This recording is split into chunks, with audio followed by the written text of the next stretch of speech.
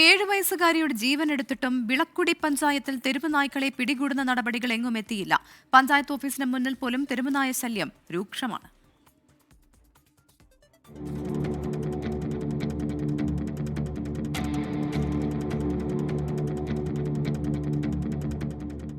നിയ ഫൈസലിനെ കടിച്ചുകീറി കൊന്നിട്ടും നായ്ക്കലി അടങ്ങിയിട്ടില്ല.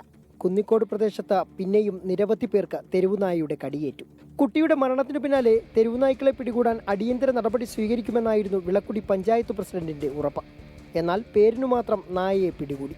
വിഷയമുയർത്തി വിവിധ രാഷ്ട്രീയ സംഘടനകളും റോട്ടറി ക്ലബ്ബും ഉൾപ്പെടെ പ്രതിഷേധത്തിലാണ്. ഇവിടെ മൊത്തം തെരുവുനായയുടെ ശല്യമാണ്. പിഞ്ചു കുഞ്ഞിന്റെ ജീവൻ നഷ്ടപ്പെട്ടത് ഇവിടെ വെച്ചാണ്. നാം മനസ്സിലാക്കേണ്ടത് മനുഷ്യ ജീവന് യാതൊരു വിലയും കൽപ്പിക്കാത്ത ഒരു രീതിയാണ് ഇപ്പോൾ പിന്തുടരുന്നത്. കാൽനട യാത്രക്കാർക്ക് നടക്കാൻ പറ്റാത്ത ഒരു ഇടമായി ഇവിടെ മാറിയിരിക്കുകയാണ്. കാൽനട യാത്രക്കാർക്ക് നടക്കാൻ പാടില്ല എന്ന് മാത്രമല്ല, കുഞ്ഞുങ്ങളെ സ്കൂൾ വിട്ട് തിരിച്ചെത്തുന്നിടം വരെ മാതാപിതാക്കൾക്ക് വളരെ ആശങ്കയിലാണ് കടന്നു പോകുന്നത്. തെരുവ് പട്ടികളുടെ ശല്യം അത് ഏത് തരത്തിലാണെങ്കിലും ശരി, അതിന് നിർമ്മാർജ്ജനം ചെയ്യേണ്ടത് ഏറ്റവും അത്യാവശ്യമായ ഒരു കാര്യം തന്നെയാണ്. പാതയോരങ്ങളിൽ അറവു മാലിന്യങ്ങൾ വീണ്ടും പ്രത്യക്ഷപ്പെട്ടിട്ടുണ്ട്. ഇതോടെയാണ് തെരുവുനായ ശല്യം നേരത്തേതിലും രൂക്ഷമായിരിക്കുന്നത്.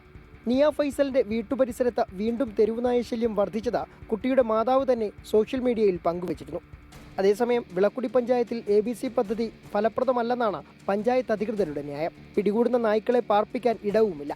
ഇതിനായി കുരിയോട്ടുമലയിൽ സ്ഥാപിക്കുമെന്ന് പറഞ്ഞ കേന്ദ്രം പ്രവർത്തന സജ്ജമാകാത്തതും പ്രതിസന്ധിയായി പഞ്ചായത്ത് ഉയർത്തിക്കാട്ടുന്നു. തെരുവുനായ ഒരു കുഞ്ഞിന്റെ ജീവൻ എടുത്തിട്ട് പോലും വിളക്കുടി പഞ്ചായത്തിൽ തെരുവുനായ ശല്യത്തിന് പരിഹാരമുണ്ടാകാത്തത് വിളക്കുടി പഞ്ചായത്ത് അധികൃതരുടെ കടുത്ത അനാസ്ഥയാണെന്ന ആക്ഷേപമാണ് കൂടുതൽ ശക്തമാകുന്നത്.